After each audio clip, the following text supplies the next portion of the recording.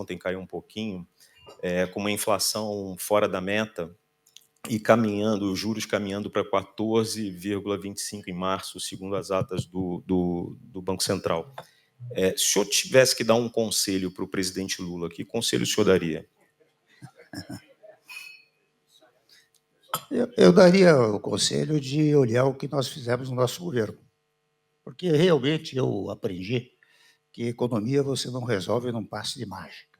Ou seja, não basta você determinar que os juros sejam reduzidos. Você precisa tomar uma série de medidas que levem a essa redução dos juros, naturalmente, a redução da inflação, porque o dólar está muito ligado à questão da inflação e, naturalmente, os nossos juros, não é?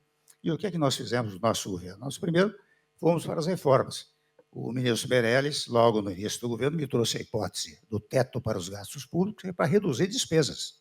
E nós levamos adiante o teto para os gastos públicos com a colaboração do Congresso Nacional. Isso foi o primeiro passo, porque também o governo precisa ter muita credibilidade. E o teto para os gastos públicos começou a dar credibilidade ao nosso governo. Sequencialmente, nós fomos para a reforma trabalhista, melhor dizendo até para a modernização trabalhista, de igual maneira para a reforma da Previdência, de igual maneira para outras tantas reformas, reforma do ensino médio, etc., né? E isso é que deu credibilidade ao governo. E com isso nós reduzimos, você se lembra, Maurício, Robson Bonin, os juros de 14,25 para 6,5, a inflação de 2 dígitos para 2,75.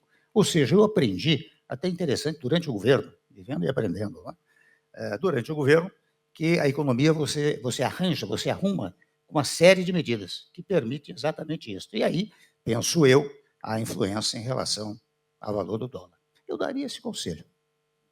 Muito obrigado, presidente. Bonin. A pergunta vai para o doutor Isaac. A gente já falou bastante aqui sobre essa questão da desconfiança, né, que existe hoje em torno da capacidade do governo de seguir com o seu compromisso fiscal, ampliar, né, a desconfiança que existe na sociedade, vai dos grandes investidores até nessa crise do PIX aos menores dos empresários e empreendedores no país.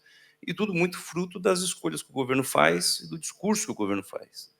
Nessa semana, o presidente Lula chamou a primeira reunião ministerial e, com todos os ministros, anunciou para o país que a eleição já começou. Né? Nada sobre o que o governo pretenderia fazer para combater essa crise de desconfiança e anunciar medidas concretas de equilíbrio fiscal, enfim, o senhor acabou de falar, inclusive, da reforma administrativa. Como é que conviver com um governo que já está em campanha, portanto, todos os recursos que existem, né, os poucos recursos, vão estar voltados para a lógica do que dá voto e não do que necessariamente é o mais urgente de ser feito no país? Como é que conviver com esse governo em termos de interlocução? Os senhores são ouvidos quando vão ao encontro do Planalto, dos ministérios, conversar com os ministros, com o presidente sobre essas questões mais urgentes, que o governo parece não ver ou ignora? Obrigado pela tua intervenção.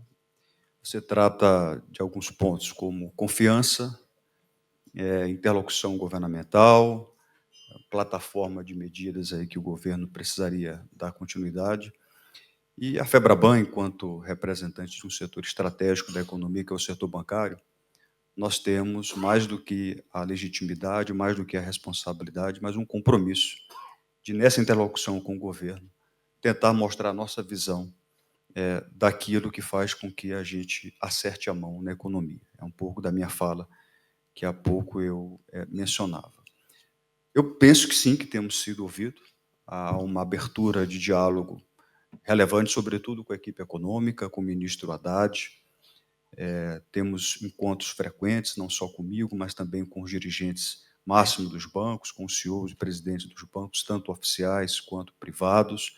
Nós estivemos, ano passado, em 2 oportunidades com o próprio presidente Lula, conversando com ele, levando algumas das nossas visões sobre conjuntura econômica, sobre condução da política fiscal, condução da política monetária. Aqui e ali a gente vê boa receptividade, aqui e ali a gente vê divergências, divisões, o que é absolutamente normal e natural. E, do ponto de vista se o governo estaria ou não em campanha, eu penso que os políticos que estão aqui talvez saibam melhor do que eu, que todo governo assume para poder ter uma perspectiva maior, de ficar, de se reeleger. O importante é que, independentemente de estarmos ou não, já estarmos ou não na metade do atual governo Lula 3, é que nós continuemos buscando e mirando uma agenda de mudanças, de reformas. Eu penso que, no momento como nós estamos, com inflação alta, com juros altos, com o câmbio depreciado, portanto, com o dólar ainda forte, mesmo que nos últimos dias tenha o câmbio apreciado um pouco, não é interessante para nenhum governo, para este ou para o que virá, seja que virá sendo reconduzido ou não, que nós continuemos com inflação alta, com juros altos e com o dólar forte. São variáveis que pesam no bolso das pessoas, no planejamento de investimento das empresas, das famílias, e, portanto, estando ou não já numa espécie de pré-campanha, o que temos de fazer no Brasil, poder público e setor privado, é arregaçar as mangas e continuar mirando as reformas para que a gente possa coordenar essas expectativas de desconfiança que, de fato, estão, nesse momento, ainda prevalecendo, e o setor bancário não faltará ao Brasil. Nós continuaremos focados em fomentar a economia com crédito para o consumo, para investimento e para a produção. O governador João Dória pediu para fazer uma pergunta, ele é jornalista, a gente deixa, claro, né? Obrigado, Maurício. Eu vou poupar essa pergunta ao presidente Temer, mas não vou poupar a você, Isaac Sidney. E dentro de um prisma que, numa palestra, num fórum internacional, que fizemos recentemente, a ex-ministra Isabela Teixeira, que está aqui na minha frente, mencionou que temos que falar bem do Brasil. E falar bem do Brasil sempre que isso for merecido.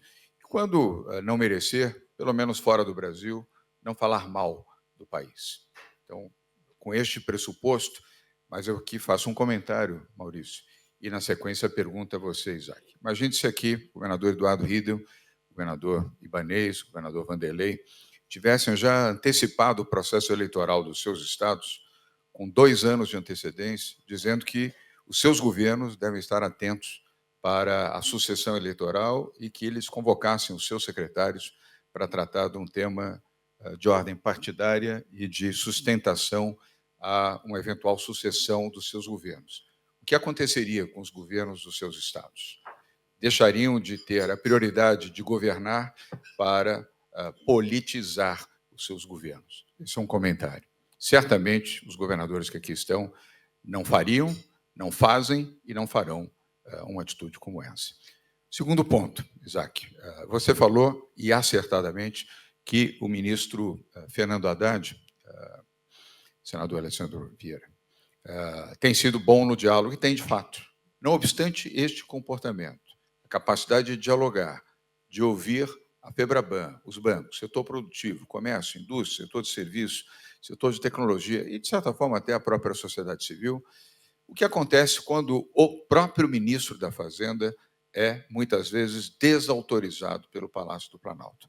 Qual é a sua interpretação diante de uma circunstância onde o ministro, que deveria ser prestigiado na conduta da política econômica, que, aliás, vinha conduzindo bem, ele é, muitas vezes, mutilado pelo próprio Planalto, o que compromete a política econômica do país? Isaac. Bom, como viram, um jornalista de mão cheia. São 2 pontos. Acho que um tem um pouco de relação com a primeira pergunta que foi feita. Eu me permitiria tentar reinterpretar essa fala de que o governo já estaria em campanha por um novo mandato, como uma fala um pouco mais retórica e aqui e ali mais natural do ambiente político.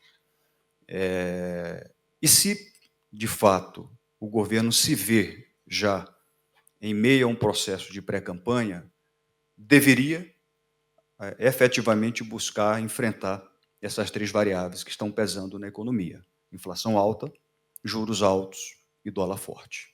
Então, seja porque é uma retórica, seja porque é uma necessidade, essa atenção a essas 3 variáveis não poderiam faltar ao Brasil. E para enfrentar a inflação alta, nós vamos ter inflação acima do teto da meta em 12 meses até o final do terceiro trimestre deste ano, pelas projeções oficiais do Banco Central. Portanto, vamos estar com inflação em torno de 5% em 12 meses por um bom tempo. A alta da Selic está, de fato, sacrificando a economia, como eu mencionei. Estamos com Selic já projetado até o final de março para 14,25 e o mercado projetando 15,16. E o dólar ainda bastante forte. Essas variáveis pesam na aprovação popular. Portanto, se existe mesmo um processo de pré-campanha, toda a atenção do governo deveria estar se voltando para isso, e eu tenho a impressão que vai se voltar, porque não enxergo outra alternativa. O segundo ponto sobre a atuação do ministro da Fazenda, eu o vejo como bastante determinado na pauta para que ele, de fato, se propôs, do ponto de vista da busca do equilíbrio fiscal, do orçamento público. A vida do ministro da Fazenda está aqui, ministro Meirelles, meu grande amigo, fui chefe de gabinete do presidente Meirelles no Banco Central, não é fácil. Ele sabe quantas vezes ele precisou ficar isolado, inclusive numa interlocução, quero crer, com o presidente da República. Portanto, ficar aqui e ali isolado, ou aqui e ali desautorizado, parece fazer parte do currículo do ministro da Fazenda, e ele tem que ter muita serenidade para poder conduzir, para ignorar aqui e ali, se é que tem sido, de fato, desautorizado. Mas eu enxergo, ministro Haddad, muito determinado a seguir, a perseverar e a perseguir o equilíbrio das finanças. Se aqui e ali ele tem encontrado, eu acho que tem mesmo, alguma resistência no próprio governo, ou no partido principal do governo, ou nos dois, eu penso que ele terá, como tem tido, a habilidade para contornar essas situações. Nós precisamos, o Brasil, legitimar o ministro da Fazenda. Nós precisamos de um ministro da Fazenda forte, um ministro da Fazenda que possa realmente nos ajudar a seguir para um equilíbrio das contas públicas. Isso é fundamental. Obrigado. Agora, só fazer um pequeno comentário. Acabou de dar, como jornalista aqui, não como fundador do LIDE, acabou de dar um belo lead para a imprensa aqui. Sabe, João, eu vou tomar a liberdade de dizer assim, primeiro que eu jamais desautorizei o Meirelles. Pelo contrário, quando eu fazia uma consideração política, eu me lembro, João, que ele tinha um gesto muito significativo. Ele dizia assim, muito habilmente, você tem razão, eu vou dar uma solução para isso. Então, eu nunca desautorizei o ministro Meirelles e por isso é que fomos bem. Primeiro ponto.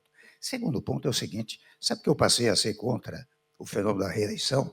Exato e precisamente em função desses argumentos. Você assume o poder e já está pensando no futuro. Então, você não mexe em certos vesperos. Por exemplo, na questão trabalhista, na questão previdenciária, na questão dos gastos públicos, não é? E eu me recordo, aqui eu conto com muita graça este fato, porque logo no início do meu governo eu fiz uma reunião no Conselho de Desenvolvimento Econômico e Social, e um dos integrantes, no caso o publicitário Nizam Guanais, pediu a palavra e me disse, presidente, aproveite a sua impopularidade e faça o que o Brasil precisa. Qual foi a tradução que eu dei a essa fala? Foi a seguinte, como ele achava que eu não ia para a reeleição, que eu deveria fazer aquilo que o Brasil precisava. E eu guardei muito aquilo, tanto que fui para os chamados vesperos e deu certo. Não é? Então, eu acho que a reeleição, hoje, com toda franqueza, não causa benefício ao Brasil. No particular, digo eu, você não poderia ter até 4 anos, mas talvez 5 ou 6 anos, mas mudar inteiramente o período governamental. E o segundo ponto, quero recordar aqui o que disse o ministro Gilmar, num dado momento, na convicção absoluta de quem governa o país não é apenas o presidente da República, mas o presidente juntamente com o Poder Legislativo, porque você depende, presidente, você depende do Poder. Você, presidente, edita projetos de emenda constitucional, medidas provisórias, precisa vê-las convertidas em lei, tem que manter o veto, você tem que governar junto com o Congresso Nacional. E não foi por outra razão que, num dado momento, Gilmar e eu, nós falamos do tal projeto que o ministro Gilmar mencionou, não é? Para mudar o sistema de governo e para acabar com esse trauma que, na verdade, os chamados impeachments, e mais do que os impeachments, os vários pedidos de impedimento causam ao país. Nosso tempo aqui já terminou, mas tem mais 2 perguntas, tá? A primeira é do Fábio Carvalho e depois uma pergunta da plateia. Por favor, Fábio. Obrigado. Isaac, na sua fala, foi colocado a questão da produtividade no Brasil e como isso tem sido um entrave para o nosso crescimento econômico. Eu queria sublinhar esse ponto, acho que ele é pouco falado no debate público, né? A produtividade está intrinsecamente vinculada à capacidade de crescer sem geração de inflação, e o Brasil, do ponto de vista de política pública, parece tomar poucas medidas em relação a isso. A gente está entrando agora numa fase importantíssima de revolução das ferramentas de trabalho, né, com a inteligência artificial, novas plataformas tecnológicas, e o Brasil tem uma política tributária que inibe a importação de tecnologia, né? Então, esse é mais um registro, não é uma pergunta. Com relação à pergunta, o outro tema que foi colocado, e que é um tema extremamente importante para o Brasil atravessar esse próximo período de estabilização fiscal e de retomada de uma estabilização monetária, já que a gente entrou agora numa parte restritiva importante, é o custo de crédito, né? Eu sei que tem uma lista longa de questões que afetam o custo de crédito, mas uma em particular eu queria perguntar, que é sobre o nível de regulamentação bancária, principalmente com a incorporação das regras de Basileia III no Brasil. A gente viu os Estados Unidos indo numa direção de incorporação progressiva, de mais regulamentação e incorporação do Acordo de Basileia III, mas agora, na linha das retiradas multilaterais que o Trump anuncia, uma delas é um freio na regulamentação bancária, nos requisitos de capital, nas incorporações de Basileia III. Isso, de certa forma, também é uma contramedida para o problema de custo capital que os Estados Unidos começa a ter também com política restritiva. Qual é a sua avaliação na velocidade em que o Brasil vem absorvendo Basileia III, o nível de regulamentação que o Brasil, se seria o momento de uma visão mais estratégica do ponto de vista de imposição de mais limites regulatórios, mais requisitos de capital e até mesmo mais obrigações de desenvolvimento sistêmico, como o PIX, né? Se seria o momento de uma pausa de rearrumação nessa questão. Fábio, obrigado. 2 pontos aqui para poder, então, comentar. O primeiro, sobre o custo do crédito.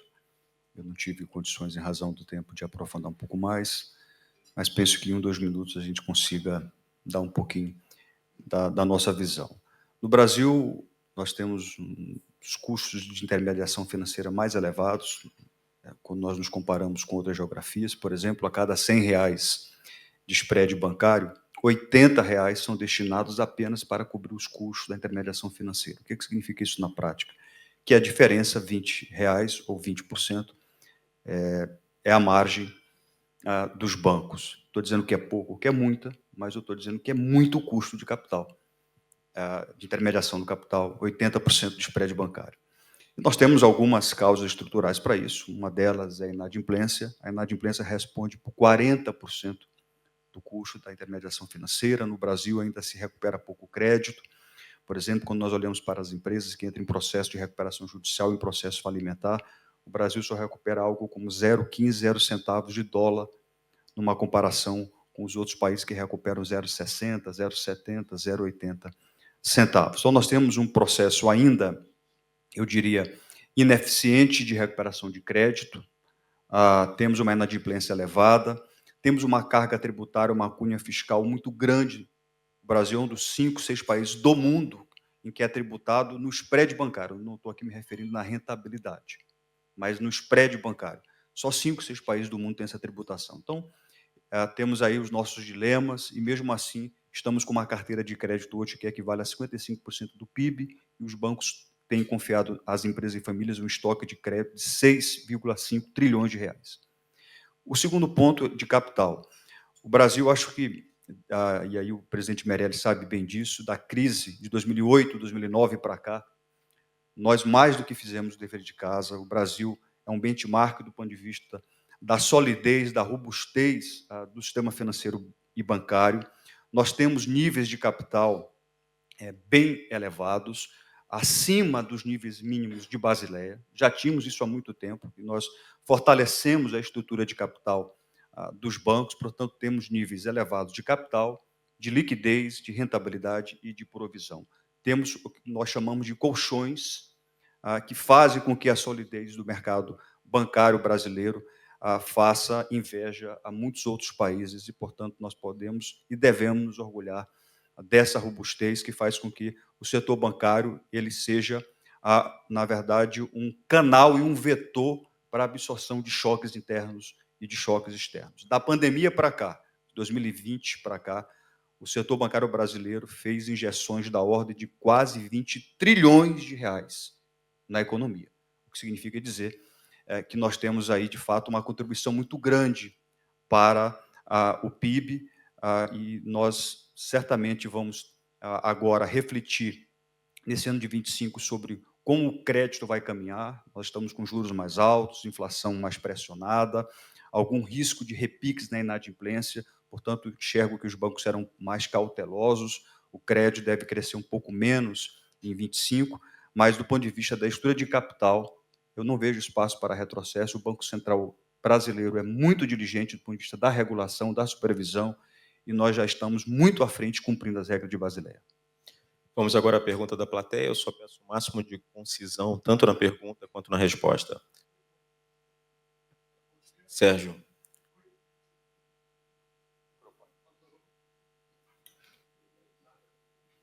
Vai na... Oi, bom dia. Oi. Bom dia a todos. Sérgio Longen, presidente da Federação das Indústrias. Muito bem, Dória. Farei de pé. Eu queria fazer uma pergunta, Sidney, para você, mas já extensiva aqui ao ministro Meirelles, né, para que na próxima pergunta, para na próxima oportunidade ele possa me responder, se possível. A gente vê uma avaliação da Selic sem limites de aumentos. A gente vê uma preocupação hoje do Banco Central relacionado a conter a inflação com aumento da taxa de juros.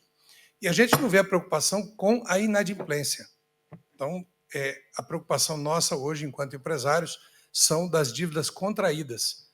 Então, muito se discute no futuro de contermos aí os investimentos com inflação mais controlada e os juros sem controle.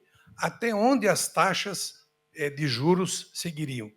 Veja que nós estamos falando de 12,25, 14,5, 14,75, 15,25 e uma inflação abaixo de 5%. O mundo inteiro usa o mesmo remédio, que é taxas de juros elevadas para conter a inflação. Mas no Brasil ela está sem limite, os juros estão sem limites. Então isso começa a prejudicar já o capital tomado pelas empresas. E aí os índices de inadimplência vêm subindo assustadoramente, e as RJs também já vêm tomando conta do Brasil, não só no meio empresarial industrial, como também no meio empresarial rural. Então, onde é que nós vamos parar com esta taxa? Por isso que é, inclusive, um pouco dirigido ao ministro Meirelles, que tem uma experiência muito grande nessa área. Então, essa é uma preocupação que eu queria saber se está na FEBRABAN essa posição. Está sim. A inadimplência para o setor bancário é algo absolutamente relevante na modelagem de risco de crédito. Nós estamos, nesse momento, com uma política monetária praticada pelo Banco Central brasileiro bastante restritiva, tendo feito o aumento na reunião anterior de 1 ponto percentual, já anunciou mais 2 pontos. De fato, se nós olharmos para março, já estaríamos com uma taxa Selic em 14,25 e o mercado projetando algo entre 15 e 16. É uma taxa elevadíssima, quase que comparável a taxas que nós tínhamos verificado no Brasil há 20 anos. Portanto, é algo que sacrifica, sim, a economia, que sacrifica, portanto, a atividade econômica. Mas é algo necessário. Eu não estou aqui defendendo esse patamar de juros elevados. Estou defendendo o trabalho do Banco Central, que é técnico. Eu tive a oportunidade, na gestão do ministro Meirelles, como ministro da Fazenda, do presidente Temer, que me nomeou. Fui diretor do Banco Central por 2 anos, integrei, portanto, o Copom, e confio muito na análise da modelagem técnica do Banco Central, e estou bastante seguro de que, nesse momento, por mais amargo que seja o remédio, é absolutamente necessário. Mas juros altos impactam, sim, no risco de crédito, impactam, sim, numa maior probabilidade de inadimplência. Esse é um tema totalmente dentro do radar da FEBRABAN e dos bancos. Nós ainda não estamos vendo que haja, ou que tenha ocorrido, um impacto do aumento da Selic na inadimplência, os bancos de 2020 para cá fizeram um trabalho extraordinário de limpeza dos seus balanços.